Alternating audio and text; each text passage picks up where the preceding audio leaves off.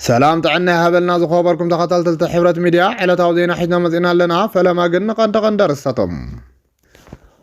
منغو حوا حاتن بلزقنا تفاتير زلو قنصي بزاتكم زي فتح تحبيرو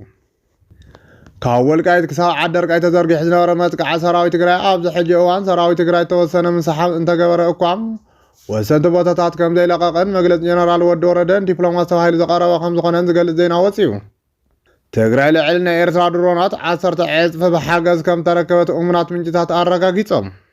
ወኪላት ትግራይ ናብ ኣዲስ ኣበባ ከም ዘምርሑ ዝገልጽ ዜና ወፂኡ ዝብሉን ካልኦትን ኣለውና ሕጂ ድማ ናብ ዝርዝሮም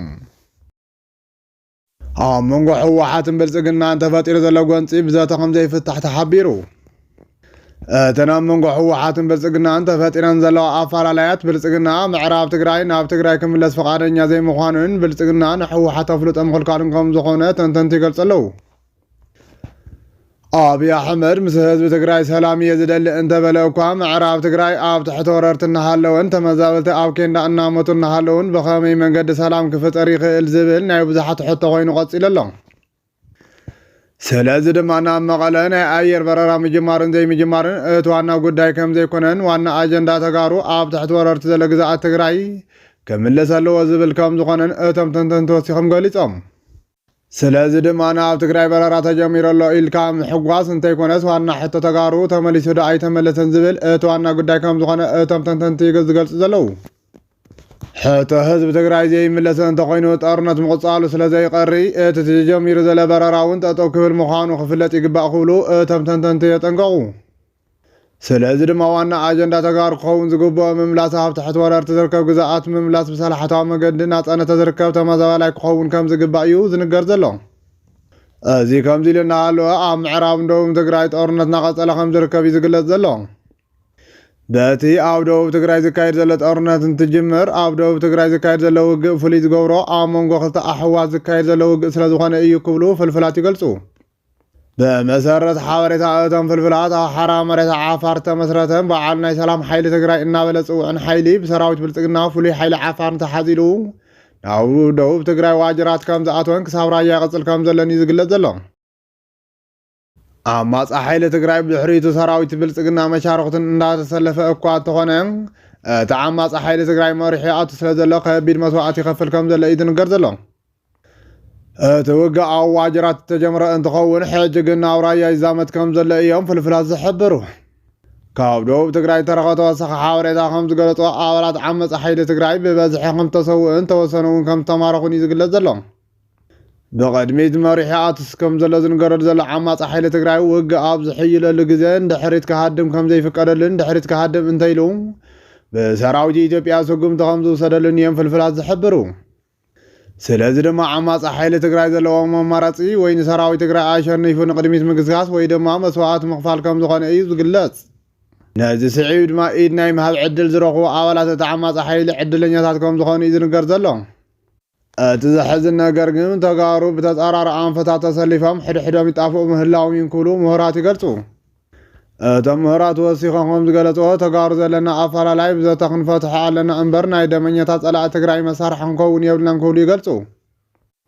እቶም ምሁራት ወሲኾም ከም ዝገለጽዎ ኣባላት ዓማጻ ሓይሊ ትግራይ እንትስዋዕ ይኹን ኣባላት ሰራዊት ትግራይ እንትስዋዕ እቲ ሓዝን ዘላ ኣደ ትግራይ ስለ ዝኾነት ኣፈላላያት ብዘተ ክፍትሑ እናተማሓፀኑ ይርከቡ እዚ ከምዚ ኢሉ እናሃለወ ሰራዊት ብልጽግና ብዓፋር ብዝተፈላለዩ ኣንፈታት ናብ መቐለ ጥሒሱ ንምእታው ሰራዊቱ ከም ዘጸጋዕ እዩ ዝግለጽ ዘሎ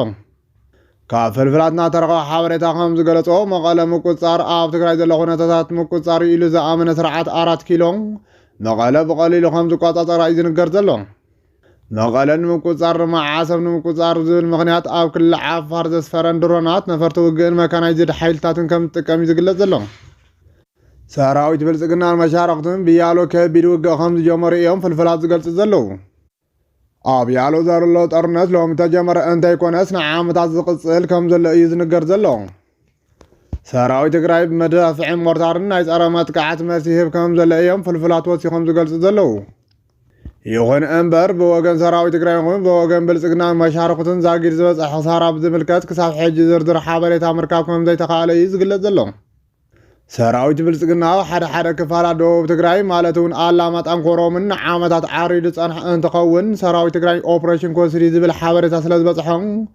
ብለይቲ ከም ዝሃደመን ኣብ ክልል ኣምሓራ ከባቢታት ቆቦ ከም ዝዓረደን እዩ ዝንገር ዘሎ። ይኹን እምበር ሰራዊት ብልጽግና መሻርክቱን ኣንፈት ቀይሩ ብዓፋር ብዝተፈላለዩ ኣንፈታት ከም ተጸግዐን ብሓደ ሓደ ግንባራት ድማ መጥቃዕቲ ከም ዘጀመረን እዩ ዝግለጽ ዘሎ። ሰራዊት ትግራይ ብወገኑ ብልጽግና ከኣትወሎም ይኽእል እዩ ዝበሎም ግንባራት እኹል ሓይሊ ብምምዳብን ድፋዕ ብምስራሕን ኣጠናኺሩ ከም ዝቕጽል ዘሎ እዩ ዝግለጽ ዘሎ። እዚ ከምዚ ኢሉ እናሃለወ ኣብ ምዕራብ ትግራይ እውን ብክልተ ግንባራት ሃንደበታዊ መጥቃዕቲ ከም ተጀመረ ዝግለጽ ዘሎ። ጀነራል ወዲ ወረደ ሰራዊት ካብ ወልቃይት ተመሊሱ ኢሉ እንተገለጸ እኳ ሕቶ ህዝቢ ትግራይ እንተተይመለሰ ሓቃዊ ሰላም ክፍጠር ኢልካ ምግማት ከም ዝኸብድ ተንተንቲ ክገልጹ ጸኒሖም እዮም። ነዚ ስዒቡ ድማ ሰራዊት ትግራይ ካብ ወልቃይት እንተሰሓይቡ ኣብ ዝተባሃለሉ ሓደ መዓልቲ ኣብ ዘይመልእ እዋን ብክልተ ኣንፈታት ሃንደበታዊ መጥቃዕቲ ከም ተኸፈተ እዩ ዝግለጽ ዘሎ። ብመሰረት እቲ ካብ ምዕራብ ትግራይ ተረኸበ ሓበሬታ ኣብ ወልቃይት ከቢድ ጦርነት ከም ተጀመረ እዩ ዝንገር ዘሎ። ኣብቲ ሕጂ ተጀሚሩ ዝበሃል ዘሎ ጦርነት ጽንፈኛ ሓይልታት ኣምሓራ ከቢድ ክሳራ ከም ዝኸፍሉን ወልቃይት ወይ ሞት ዝብል ጭርሖ እናጨርሑ ኣብታ ድፍዖም ይሰናብቱ ከም ዘለውን እዮም ፍልፍላት ዝሕብሩ ዘለዉ። ካብ ወልቃይት ክሳብ ዓዲ ኣርቃይ ተዘርጊሑ ዝነበረ መጥቃዕ ሰራዊት ትግራይ ኣብዚ ሕጂ እዋን ሰራዊት ትግራይ ዝተወሰነ ምንስሓብ እንተገበረ እኳ ወሰንቲ ቦታታት ከም ዘይለቐቐን መግለፂ ጀነራል ወዲ ወረደን ዲፕሎማሲ ሃይሊ ዝቐረበ ከም ዝኾነን ዝገለጽ ዘሎ። ኣብቲ ኣብ ምዕራብ ትግራይ ዝካየድ ዘሎ ጦርነት ሰራዊት ሱዳን ጸረ ድሮን ሰራዊት ሱዳን ወሰናይ ግደ ፃወቱ ከም ዘለውን እዩ ዝግለጽ ዘሎ። ሰራዊት ሱዳን ኣብ ጦርነት ብዙሕ ጠንካራ ከም ዘይኮነ ዝፍለጥ እኳ እንተኾነ ዝተዓጠቐ ጸረ ድሮን ቴክኖሎጂን ካልኦት ነጥቢ ቀየርቲ ኣጽዋራትን ግን ሰራዊት ትግራይ ዝሓሰቦ ዓላማ ንክዕወተ ወሳናይ ግደ ፃወቱ ከም ዘለዉ እዩ ዝንገር ዘሎ። ሰራዊት ሱዳን ብዝወነነ ዘመናዊ ጸረ ድሮን ቴክኖሎጂ ተጠቒሙ ኣብ ምዕራብ ትግራይ ድሮናት ከም ዝሓምሸሸ እዮም ፍልፍላት ዝሕብሩ። ሰራዊት ኤርትራ እውን ዘመናዊ ድሮናትን ጸረ ድሮን ቴክኖሎጂን ከም ዝወነነ እናተጸጸበ ጸንሐ እኳ እንተኾነ ዛጊድ ኣብ ምዕራብ ትግራይ ዘለዎ ተሳትፎ ግን ብዙሕ ዝነኣድ ከም ዘይኮነ እዩ ዝግለጽ ዘሎ። ፍልፍላት ከም ዝሓበርዎ ሰራዊት ኤርትራ እንተኣተወን ቀረባት እንተለኣኸን እኳ ዕላማ ጽምዶ ናይ ሓባር ጸላኢ ሓቢርካ ምውቃዕ ከም ዝኾነ ክግለጽ ጸንሐ ዛጊድ ዘለዎ ተሳትፎ ትሑት ከም ዝኾነ እዩ ዝግለጽ ዘሎ። ኣፈኛ ሻዕብያ ምዃኑ ዝነገረሉ ኣወል ስዒድ ህዝቢ ትግራይ ብድሮን እንትድብደብ ሰቂልና ኣይንርእን እናበለ እንተጸንሐ እኳ ክሳብ ሕጂ ግን ሓይሊ ኣየር ኤርትራ እውን ድሮናት ኤርትራ ዝገበሮ ዕውት ኦፕሬሽን ከም ዘየለ እዩ ዝንገር ዘሎ። ይኹን እምበር ሓደ ፍልፍላት ከም ዝሓበርዎ ድሮናት ኤርትራ ኣብ ምዕራብን ሰሜናዊ ምዕራብ ትግራይ ስጉምቲ ምውሳድ ከም ዝጀመረ እዮም ዝገልጹ ዘለዉ። እቶም ፍልፍላት ስጉምቲ ብዝብል ዝጸብጸብዎ ዘለዉ ኣብ ልዕሊ ሰራዊት ብልጽግና ዝወሰደኦ ዘለዋ ስጉምቲ ድዩ ወይስ ዝገብርኦ ዘለዋ ናይ ስለላ ስራሕቲ ግልጽ ከም ዘይኮነ እዩ ዝንገር ዘሎ። እዚ ከምዚ ኢሉ እናሃለወ ሓይልታት ፋኖ ሰራዊት ትግራይ ጥምረት ፈጢሮም ኣንጻር ሰራዊት ብልጽግናን መሻርክቱን መጥቃዕቲ ከም ጀመሩ ዝገልጽ ዜና ዓብዪ ኣጀንዳ ከም ዝኾነ እዩ ዝግለጽ ዘሎ። ኣብዪ ኣሕመድ ቅድም ክብል እውን ኣብ መንጎ ሕወሓትን ፋኖን ምትሕግጋዝ ከም ዘሎ ከም ዝገለጸ ይፍለጥ። ሓላፊ ማእኸላይ ኮማንድ ፋኖ ዝኾነ ጀነራል ተፈራ ማሞ ብወገኖም ሰራዊት ትግራይ ምትሕግጋዝ ኣድላይ ከም ዝኾነ ከም ዝገለጸ እዩ ዝግለጽ። ሕጂ ተረኸበ ሓበሬታ ከም ዝገለጸ ድማ ሓይልታት ፋኖ ኣብ ምዕራብ ትግራይን ሰራዊት ትግራይ ይሕግዙ ከም ዘለዉ እዩ ዝንገር ዘሎ። እዚ ሓበሬታ እንትፅብፀብ ዘላ ፓኪስታናዊት ትውነን ማይ ቪስ ኦን ኒውስ እትበሃል ሚድያ ከም ዝኾነት እውን ተፈሊጡ። ትግራይ ልዕሊ ናይ ኤርትራ ድሮናት 10 ዕፅፊ ብሓገዝ ከም ተረከበት እሙናት ምንጭታት ኣረጋጊጾም።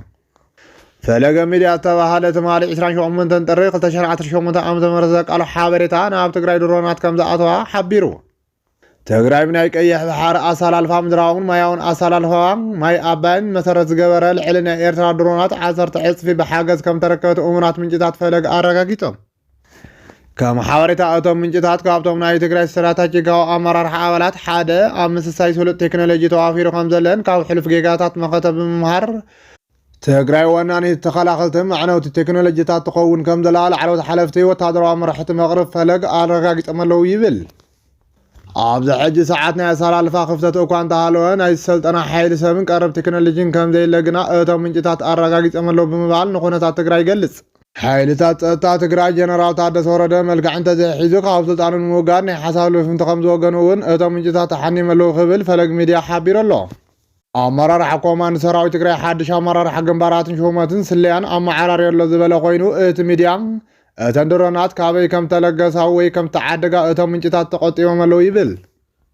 እዚ ሓበሬታ ትኽክል እንተኮይኑ ድማ ትንሳኤ ትግራይ ከም ዝገሃድ ብዙሓት ወታደራዊ ተንተንቲ ይገልጹ ኣለዉ። ሚዛናዊ ዝኾነ ሓይሊ ኣብ ትግራይ ተመስሪቱ ናይ ጸላእቲ ሸርሕን ሕማቕ መሰከፊ መንገዲ ኣብይን ደው ኣቢሉ ተወረረ መሬት ትግራይ ናጻ ከም ዘውፅኡ ተሓቢሩ ኣሎ። ብኻሊእ ዜና ድማ ኣብ መንጎ ክልተ ኣሕዋት ተጋሩ ዝግበር ዘሎ ጎንፂ ውግእን ደው ክብል መራሕቲ ሃይማኖት ምንቅስቓስ ከም ጀመሩ ተሓቢሩ። መራሕቲ ሃይማኖት ትግራይ ብኣንፈት ደቡብ ትግራይ ኣብ መንጎ እቲ ኣዊቲ ትግራይ ዘሎ ሰራዊት ትግራይን ንባዕሎም ተቓለስቲ ሰሓራ መሬት ኢና ዝብሉ ዕጡቓትን ተላዕለ ውግእ ደው ንምባል ምንቅስቓስ ጀሚሮም ኣለዉ። እዚ ብትልሚ ብልፅግና ተወልዐ ኩናት ክልተ ኣሕዋት ድማ ብዓበይቲ ዓድን መራሕቲ ሃይማኖትን ደው ንምባል ሓድሽ ምንቅስቓስ የካይዱ ኣለዉ። ብተመሳሳሊ ዜና ድማ ፕሬዚዳንት ታደሰ ወረደ ዘመርሖ ፖለቲካዊ ወታደራውን ልኡኽ ትግራይ ኣዲስ ኣበባ ክገይሽ ምዃኑ ተፈሊጡ። ላዕለዎት መራሕቲ ሕወሓት ፖለቲካውን ወታደራውን ልኡኻት ክሰድድ ዝወሰነ ህፁፅ ኣኼባ ኣብ መቐለ ድሕሪ ምክያዱ እዩ። በዚ መሰረት ልኡኻት ትግራይ ምስ ልኡኻት ሕብረት ኣፍሪካን ምስ ናይ ወፃኢ ዲፕሎማስኛታትን ሰበስልጣናት ኢትዮጵያን ተራኺቦም ኣብ ኣዲስ ኣበባ ከም ዘተዩ ዝተረኸበ ሓበሬታ የመላኽት። እዚ ድማ ምስ ፌደራል መንግስቲ ቅርበት ከም ዘለዎ ዝንገረሉ ዘሎ ጀነራል ታደሰ ወረደ ዘዳለወን ዝመርሖን ርክብ ምዃኑ ተሓቢሩ ኣሎ። ዜናታት ናይ ዝዕለት ነዚኦም መስሉ ነይሮም። ስለምክታልኩም ነመስግን። ሰላም